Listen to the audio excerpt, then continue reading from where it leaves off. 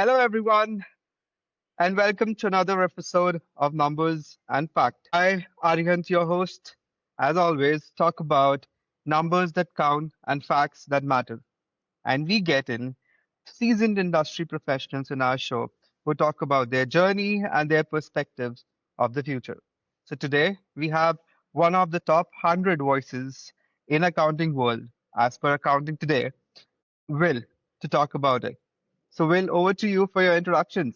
Thank you, Arihan. I appreciate that. And my name is Will Hill, and I've been working with tax and accounting firms for the better part of 25 years, if I can just take a moment and exhale at that for a little bit. And I've been on my own for the last 4 years doing consulting work with firms.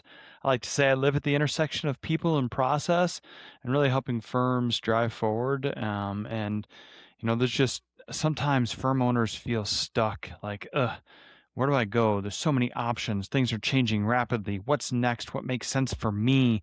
And sometimes you just need that external voice to come in, do some assessment with them, help understand their goals, and then help them make the right choices and help manage through that change in those choices. Great. Thanks, Will. A bit about your professional journey, a little bit about your personal life. Do you want to share?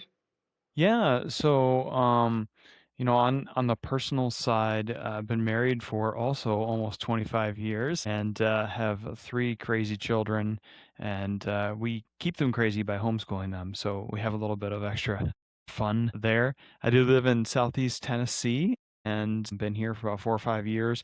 Winters are much nicer here than they were in Michigan, where I was previously living. So that's on the personal side. On the professional side, I spent the first 21 years of my professional life at Thomson Reuters, working in a mix of product support and then majority of the time training consulting as well as some of the product marketing area there. But in that time between Thomson time and then my own firm business, I've physically been in over 400 different accounting firms, helping them with software implementation, business process work, commercial strategy, leadership development, all of those sort of things that kind of pull together for the firms. And so it's been interesting to watch technology shift and move and to really look at how important it is to understand people in the midst of all the technology shifting and moving, because the people are still there. And so we've got to understand them if we want to take advantage of the technology very well. Yeah, that's great, Will. I think the kind of perspective that you bring in, you have seen technology change over the past 2.5 decades. So with that, I think, Will, what our viewers would want is for you to embark us on a journey from where it all started, decades of change, and we'll stop there and then talk about past, present, and future. Sure. So I think it's interesting if you watch the evolution, 1985 wasn't all that long ago, but that was really when you could look and most folks would say, hey, PCs were dominantly in firms by 1985, right? That was kind of an apex moment in there, and really it took some time when you did not see majority of firms adopting cloud until 2011. Now, right now it's 2026, right? So we're 15 years into cloud adoption, and we'll talk about everything that's happened between there. There's been a lot, but it took 25 years to go from, hey, PCs were there and present and part of production to really mainstream cloud adoption. And then it took another 5 years, according to some of the research I've done, that said, hey, in 2016, paperless was considered to be table stakes. Now, I say this, paperless had been an option since 2000, right? There are tools that were out there, but from a, hey, if you're a firm that's operating this as table stakes, must have it, really the adoption was deep enough to say that in 2016. And that's also the same time frame where really advisory got a lot of traction, saying, hey, how do we shift our relationships from being compliance centric to advisory centric? And that's really kind of 2017, 2018. And that fed very well, not on purpose, but into TCJA in 2018. It's funny, this year we had some extension of stuff from TCJA inside of the Big Beautiful Bill and some of the other things, but you know, from a legislative perspective, TCJA was a massive shift that really stepped into there. And then we know what happened a couple years after that, right? It was the C word cast to wait, you were hoping I was going to say COVID. Okay, yeah, that too, right? So we stepped into that, and all of a sudden now we get into common outsource in 2021. I mean, it was available before 2021, but man, did it hit the accelerator, and it felt like everyone's either using it or talking to an outsource provider in 2021, partly because with COVID and the shift that was happening and all the regulation shift and clients having to go remote, now that all the cloud adoption turned into, oh, we can use this for more than just storing documents. Oh, we can use this in a different way to function and run our business. And we started to see the real acceleration. And what's funny is that if you look at acceleration, most people, when we talk about AI today, they say, well, yeah, I use ChatGPT. That's only been around since 2023. And think about how fast it moved from existence to prevalence. If paperless was around in the year 2000 through certain tools, and it didn't become table stakes until 2016, that's a 15-year runway. Using ChatGPT feels like table stakes to me these days. That's a 3-year runway, right? So in these short years, we've taken the runway of introduction to real core usage and shortened that down. There's a demand for people to take these tools and execute faster. There's not the luxury of waiting and just say, well, let's see how everybody else does with this. I'm sorry, you're part of everyone else. So what are you going to do with it that's there? And I think, we look at 2024, shortly after all the ChatGPT stuff, you started to see a bevy of AI ledger-based tools, right? All the talk in 2015 around CAS and bookkeeping as back office services, CAS 2.0 in 2020, it was coming around and trying to help with the technology end. Now we've got these ledger tools looking to accelerate production that's there, right? So, and there's a number of tools that will sit on top of main ledger tools like QuickBooks or Xero. So tools that sit on top of that and automate things. You got tools that sit inside of that work through it. Or you've got full replacement GLAI tools that are out there now, right? So you've got a real onslaught in just 2 years of going from just AI to real practical application that's in there. So that's kind of how I see this history. I see it accelerating. It's a ball rolling downhill. Right. So, Will, a couple of great points, I think, from adoption of PCs, like in the year 85, when even I was not born. PCs came before me. Uh, from there, it took around 20 years for actual adoption of PCs to happen in real world scenario, and then 15 years from a paperless office. And in 3 years, the way that we have progressed, or the industry has progressed, Mhm. it's gonna be mind-boggling to see how it does in the next decade. I think in the technology is going to advance with 6 months.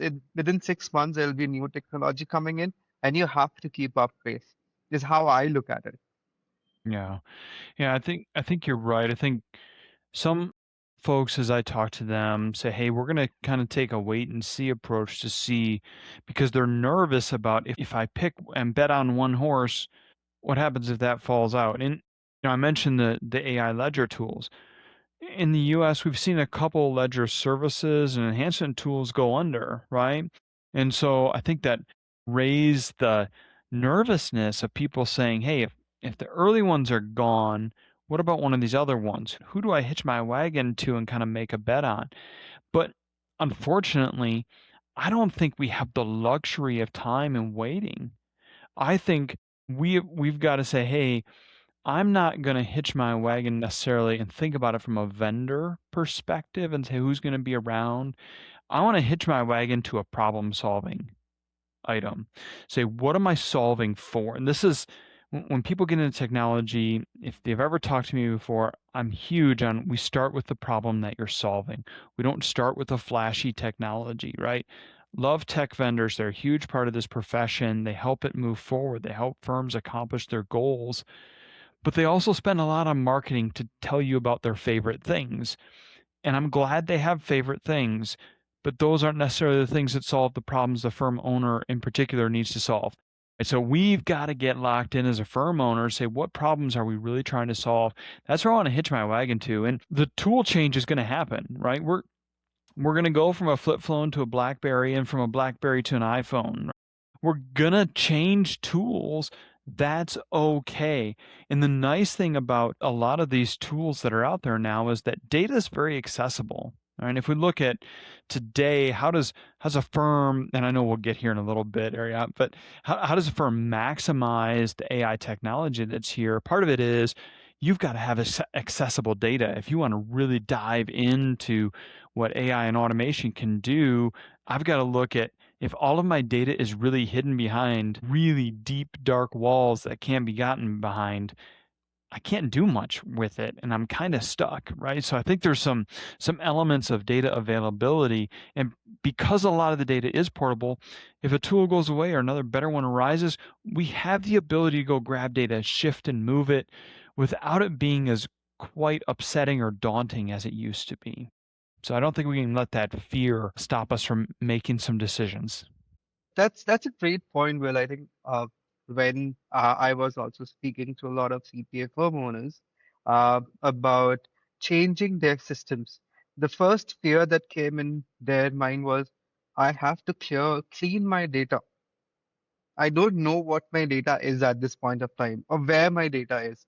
I think that was one of the pain points that always is there.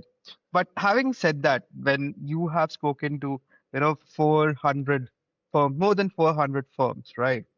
What do you think stops these firm owners to actually embrace transformation or actually embrace change? So I think it's being wrong and it's not having the answers. And here's why.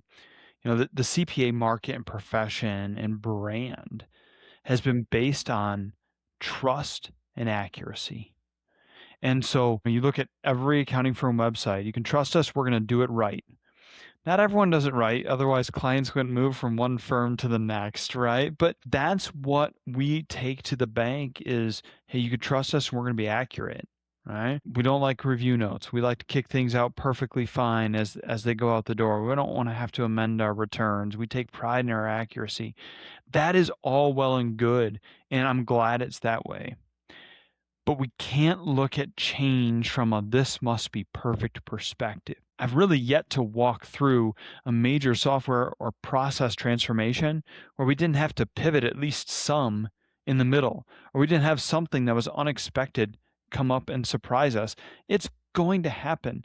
So we've got to really separate our personal identity and our personal brand around being accurate and right. Separate that from the running a business and selecting tools and processes. How do we learn what the wrong one is? By doing it sometimes. Right? How do we learn what the right one is? By discovering that we're trying something that isn't quite right and pivoting and iterating and saying, this is not a reflection on me as the owner and my person and my brand. No, we're working on improving the process, changing technology, changing roles and responsibilities so that we can hit our goals and what we're trying to do. So for me, that's the first key that holds us back is that we are so caught up on being perfect, being accurate, that we don't want to make a mistake. We've got to be willing to let some mistakes happen to perfect our process and our technology world. We have to be able to do that. So that's the first thing.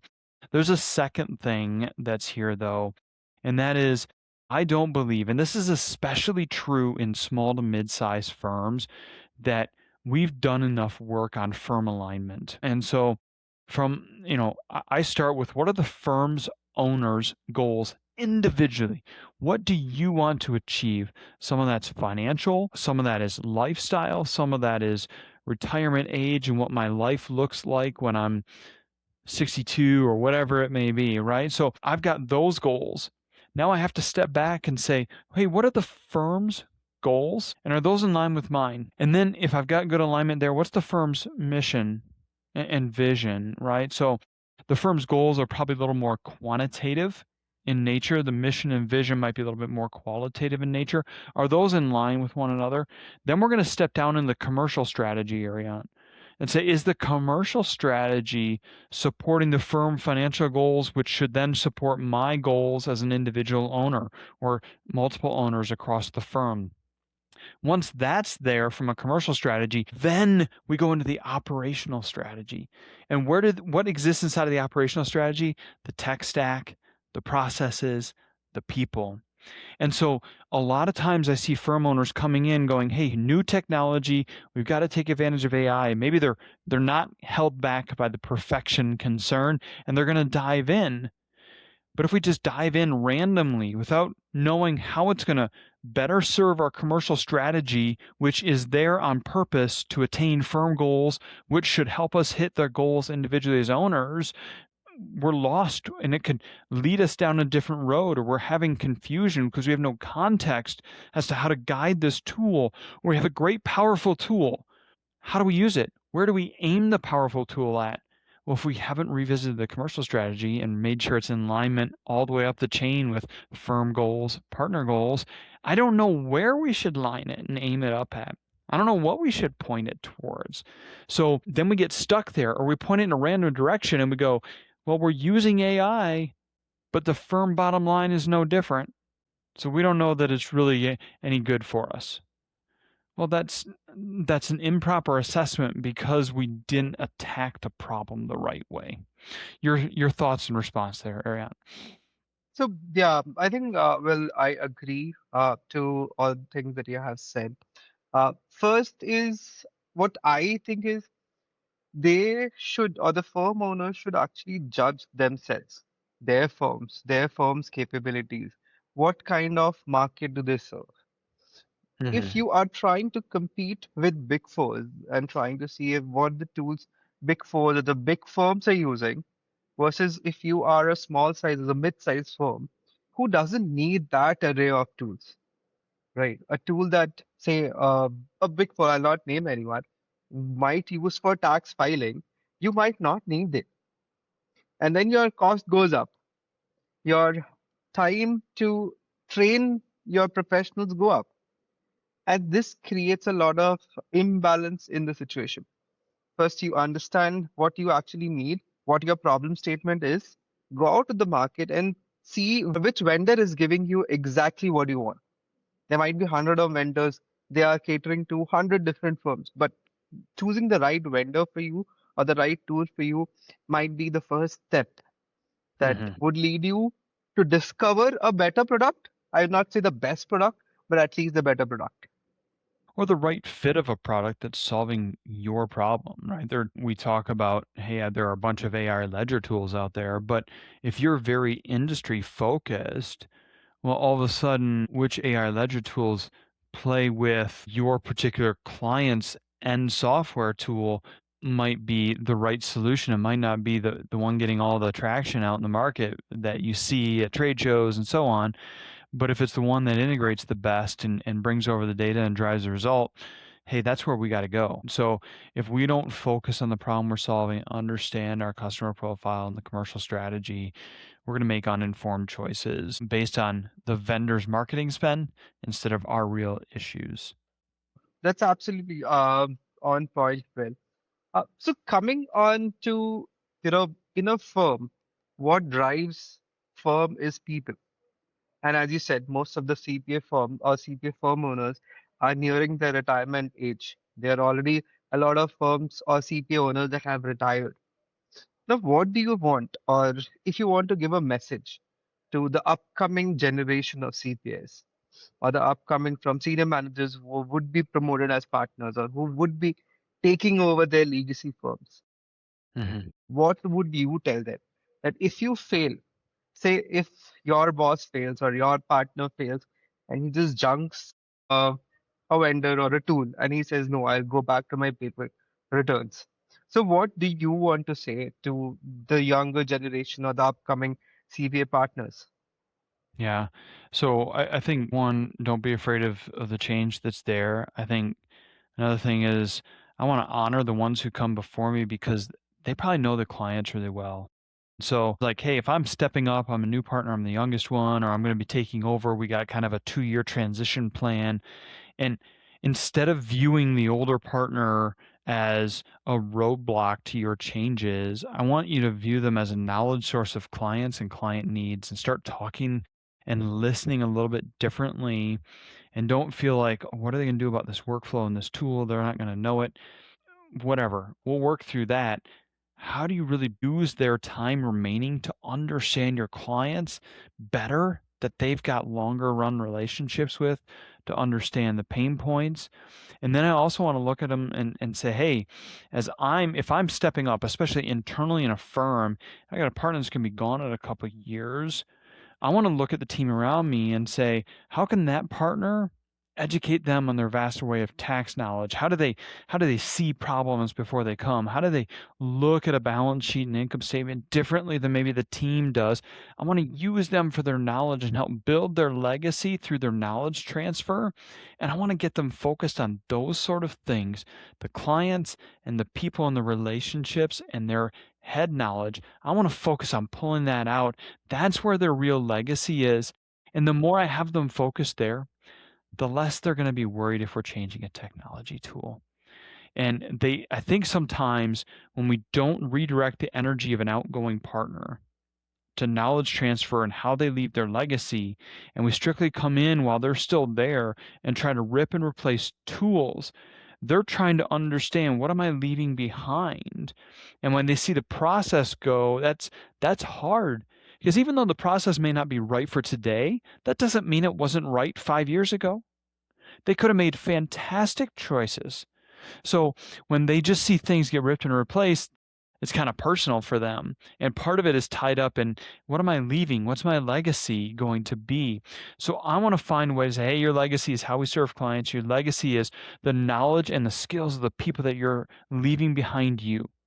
Here's how you're going to invest into those things while we're here. We're going to change some tools, not because you made wrong choices, but because time has gone on and there are even better choices now available that weren't here before. We're going to move with those, but your value is going to be imparting knowledge, and we're going to take your legacy that way. I don't think we're nearly intentional enough on that. And that's when we run in some of the old partner, new partner headbutting that goes on, Ariane. Yeah, I think with every decade, the syllabus changes, is how I look at things. And change, anything that changes is very difficult for both the generations going out and coming in. With Mhm. that being said, say, Will, if you have a magic wand, you go back 25 years in age-wise, but experience-wise, you have everything intact. And so, how do you want today, if you have to start a new firm? What are the mistakes that you would tell your younger self not to commit?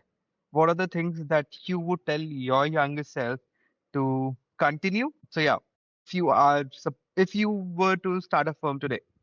Yeah, pick a client niche is number one, and we're going to bill for the relationship. We'll set scope of services, and then we're going to stay in that niche. And I think one of the things that I would tell myself is, space filled wrong misses the next opportunity. Sometimes we get so eager, if they're breathing and it looks like that might be a real social security number, let's take them in, right? Not the right strategy. Stick with your niche. I don't care what your niche is.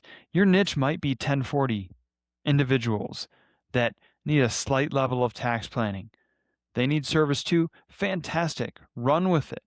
Your niche might be boat owners that provide certain services, or people in real estate, or farmers, or whatever it may be. Great. Know your niche. Know what they're thinking about. It's not because they understand how transactions move through that kind of a niche well. It's not about that. It's about, I get to understand their brain better. So, just from a personal example of how why I believe that and how I chose to do that. When I left Thompson after 21 years, I had some people ask me, "Hey, why are you still working with tax and accounting firm owners?"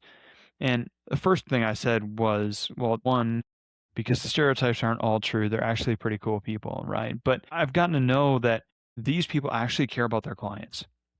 And if I can help people that actually care about their clients, that's where I want to be, right? They don't, by and large, don't treat their clients as just a generic commodity. They care about them. They build relationships with them. They want to see them be successful. And that gets me excited to be part of those things. When I was way back in product support, taking phone calls early on out of college, got my master's degree done, and like, what am I going to do? I just said, you know what? I'm going to learn this customer.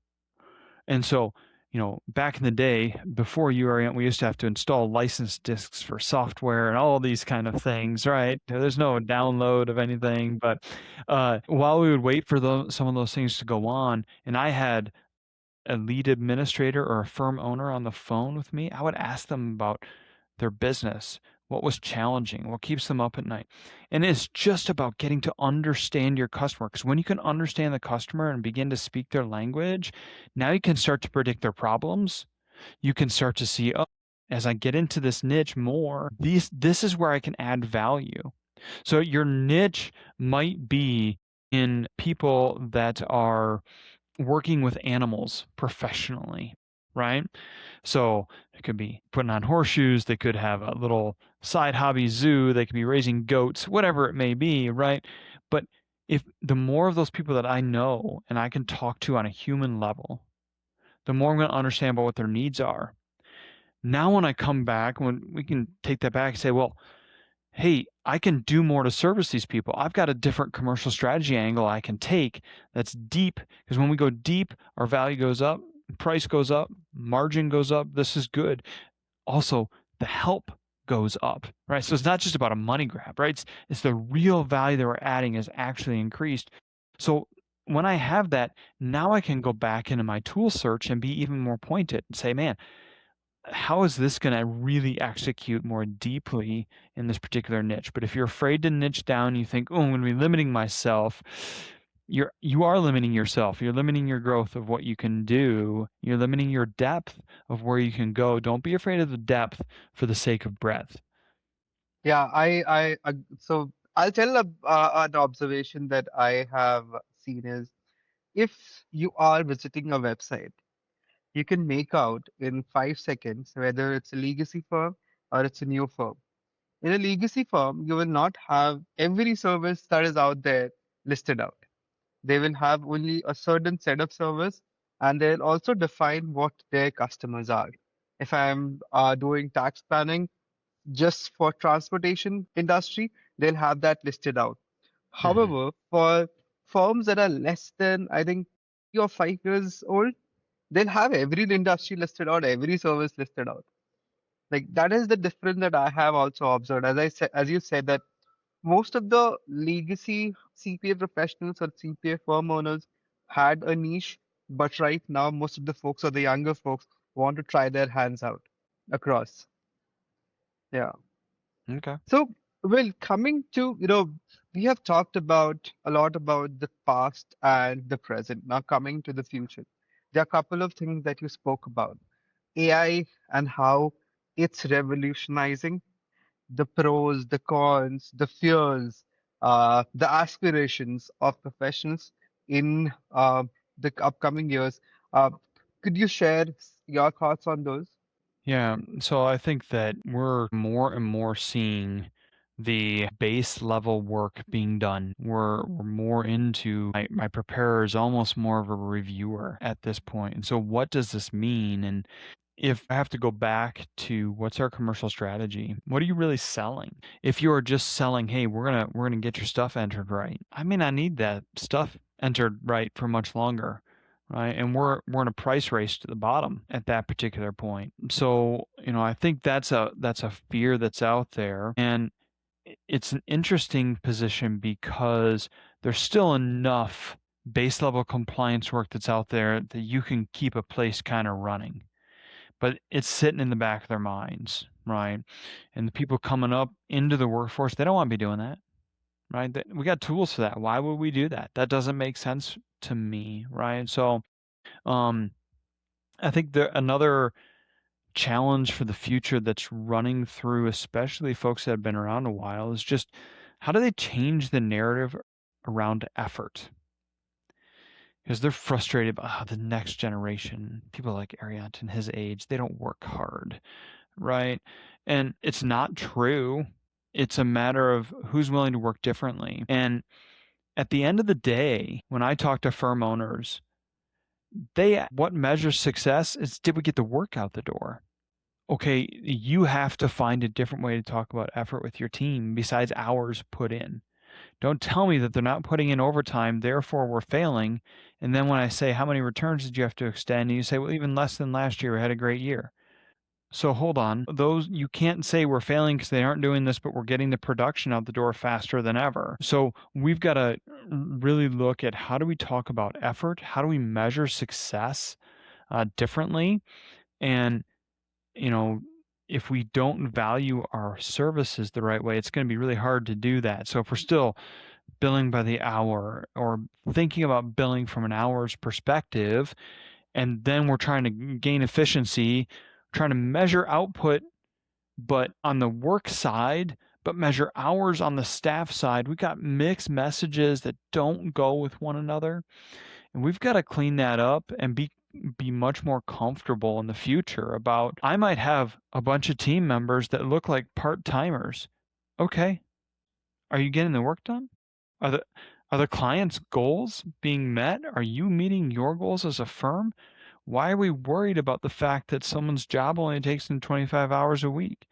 That should tell you you just have an increase in capacity at this point, if you want to have the overhead of extra client relationships and other things that are there. So that's one of the things I think from a human perspective that's a challenge in the future, is how do we have those conversations differently? That's Yeah, I think I agree with you, Will. And as you rightly said, my boss used to tell me I used to work like 16, 17, 18 hours during the busy season. And for us, working 11 hours is so tough.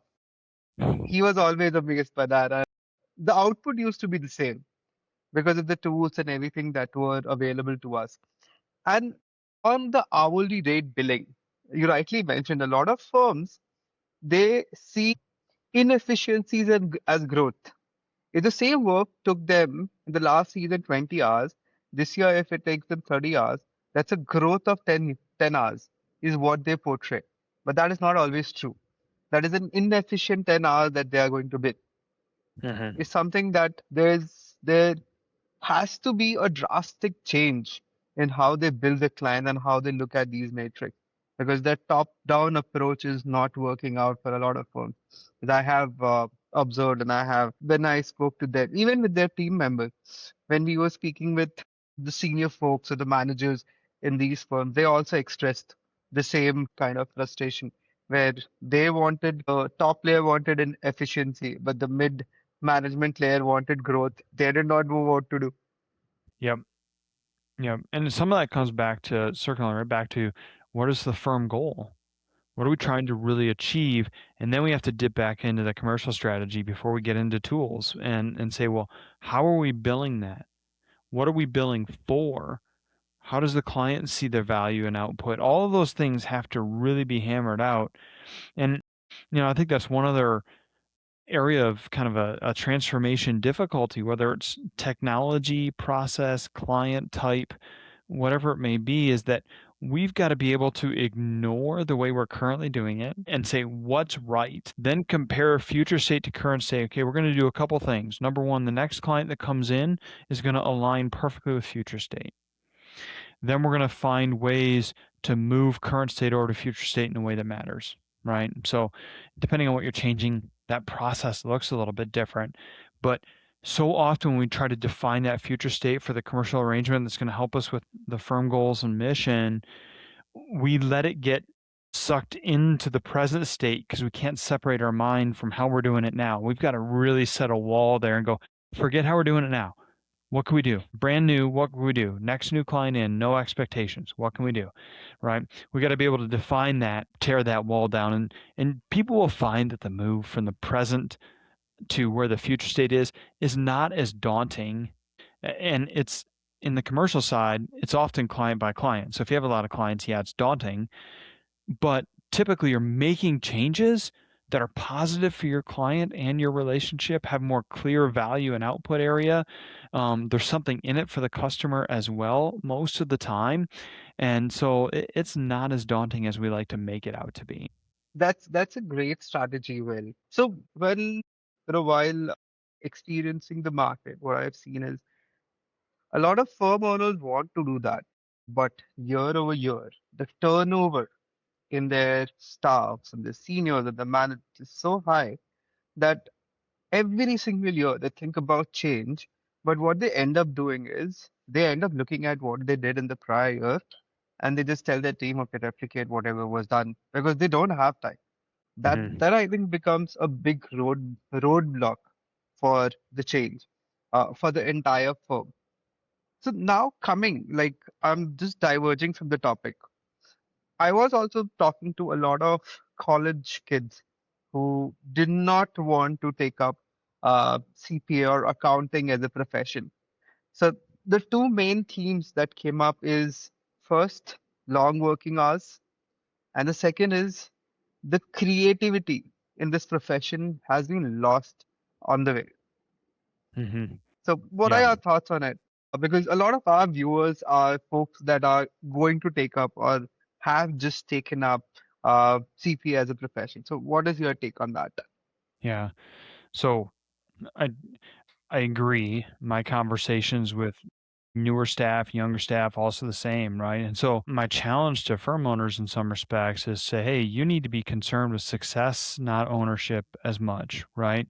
What is set the goal, set the destination, set the vision, then take your hands off and say, hey, team members, you guys are the ones doing this every day. What's a way that could be easier for you to manage through and we still accomplish? Here's the goal. Here's a set of tools that we already have, or here's a couple tools some of my peers are using. Evaluate those, come back, tell me what we need to do. We have to invite the people that are going to be affected into the process as opposed to just shoving it straight down. If you're younger, just volunteer for it. Look, the managers, especially middle managers in firms, are more squeezed than anybody else. Partners have kind of elevated themselves out of some of the stress from day to day.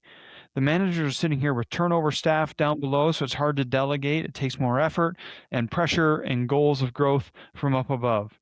So to be able to maintain the overhead and the other things that are going on. So that middle layer is feeling it. If you're down in that newer entry layer, man, your willingness to volunteer, amazing. Also, test something out, right?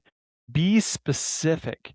So if you, hey, I found a new way to take client notes out of our notes tool and move them over into the client records file and then update. If there's something that annoys you, say, hey, I found a way to do this. Invest your time to go do that, even if it's off the clock, right? And then do it once, go back, watch your technology rules, be careful of privacy, blah, blah, blah, right? All the legal stuff there. Yeah. But go back to your manager and say, hey, let me tell you something. There's a process that we have to do. Boom, boom, boom, boom. It just takes us 15 minutes a client after we're done with the return or after we're done with the bookkeeping for the month or whatever. I've gotten it down to 3 minutes on two of my clients. May I show you what we did? Let's we can save this time for everybody. Let's go. So once they see it in action, sometimes we have an idea and we go to the manager and be like, hey, what if we did all of this? And in your head, in your mind, you go, I know this is possible. And the manager's overwhelmed brain, all they see is, oh, that's some other change you'd have to administer, and then you'd have to have the time to do it. I don't know where we'd find that. So if you just go do it on one or two and come back and say, I've already made this happen, you take away those resistance to change from the middle manager, and they go, oh, you already have capacity to make that happen. Now we're going to create capacity to do it. Okay, yeah, go do it on the rest of your clients. Then let's set up Jimmy next and then Sally and go crank out theirs too. Like it becomes a no-brainer when they've seen it and you've managed through without demanding more of them. Man, you've really put it there. I would also say that if you've got a choice of 4 or 5 things that you could do that you want to be creative and innovate with, Look at saying which has the most duplication and replication opportunity, because that means it's got the most value internally. So if it's just saving you some time and no one else does that task, and it's something you do once a month versus, hey, here's something we do twice a month and there's 3 of us that do it, I want to go after that one because it's going to be easier to sell that and say, hey, we're going to be impactful to more people as we go through. The other thing I would say is I would encourage you, you're younger in your career, please listen to what firm leadership is saying. I know, especially as you get into upper mid and large size firms, that can become kind of Charlie Brown's teacher, want in the background, whatever. I got a lot of work to do. I don't have time for this. But listen to what they're saying, because what they're saying, the way they're saying it, tells what matters for them and for the business. So I want to be able to connect changes I'm creatively attacking and innovating on with the goals of the business and what matters to leadership. So now I can come to Ariant, my boss, and say, hey, I know the owner was talking about our focus in trucking and transportation. I found that there's this tool they use for mileage logs, and we have to always import the mileage logs. I created a Claude Cowork utility to go grab all the mileage logs, import it, be run. This is going to save us hours every month. I tested it on one. Let me show the output. Do we have a green light to? I paid for the Claude myself for right now. Can we put that through the firm and let's get this rolling, right? So now we've tied it, we've tested it, right? These are things that will help drive your innovation efforts and really open up the ears of those that you're trying to get their attention of. That's a great point, Phil, I think. And along with that, I think that will keep their creativity going. Mm-hmm. How can you find ways of being efficient? If they look at it in a more creative sense, open up their imagination. I think that creativity angle can also be answered. Now, Mm-hmm. that's a great point. I think I'll keep that with myself also. If whenever I am speaking to someone, I'll give the same example to those folks. I'll note it down for sure. Coming back to the firm owners, as a firm owner, I tried everything. I tried, talking to my staff, being friends with my staff, and all this kind of stuff. I have tried everything. Still, they are not there. Still, they are, that turnover is very high. With high turnover, the quality also deteriorates because every single time that learning curve is there, and if someone goes during the busy season, then boom, everyone has worked double. You started the conversation with outsourcing. Right? It was not there before 2019. It blew up in 2020 and 2021. So right now, still there are a lot of uh, I would say a fear of getting work outsourced or getting work done outside of US territories Mm-hmm. with a lot of CPA firm owners. Still, even though there are a lot of success stories out there, even Yeah. big fours, big 20s, big 50s are doing it. So what do you want to give that out, or what do you want as a message to go out for mid-size or smaller size firms for outsourcing? Yeah. So I have a number of smaller firms have been very successful with outsourcing. I think that a couple of things they've done to make sure that's been successful. One, treat your outsourced personnel like part of your team. Don't treat them different. It's not a third wheel. It's part of your team, right? So that needs to be included there. The other thing is that we've got one process that we follow, right? So if we're using them on the bookkeeping side, hey, if my outsourced person is doing some data entry versus a non-outsourced person doing data entry, process and tools need to be the same. If we have a special Snowflake process just because it's outsourced, it's going to annoy the people that are triggering that internally, and all of a sudden we're not using the outsourced person very much. Why do we have them around? Like, are the owners going, oh, we want to use them? They're thinking about cost savings and production and all that kind of thing, but we've created two processes. We're probably going to fall down. And then the other area here is I want to create patterns for my outsourced team to follow, right? Hey, what can we do in repetition? What can we do that's really clear? And then we need to define our communication channels, right? So, hey, where do questions go? Where do priority shifting come from? Are they part of meetings? Are we in a Teams chat? If they're working off hours than us, how are we dictating the priorities of the day, right? These are the sort of things that take a little bit extra, but you also then end up using that for your whole team because once again, I want the same process, right? So I want my operations lead going, look, I know what clients I want everyone to focus on. I don't want my team members at large randomly picking which client to do. I want them doing the ones that are prescribed in the way that we do them. That way we have clear expectations. It's easier to answer questions and we're not wasting people's time sitting there scratching their heads going, what should I do now?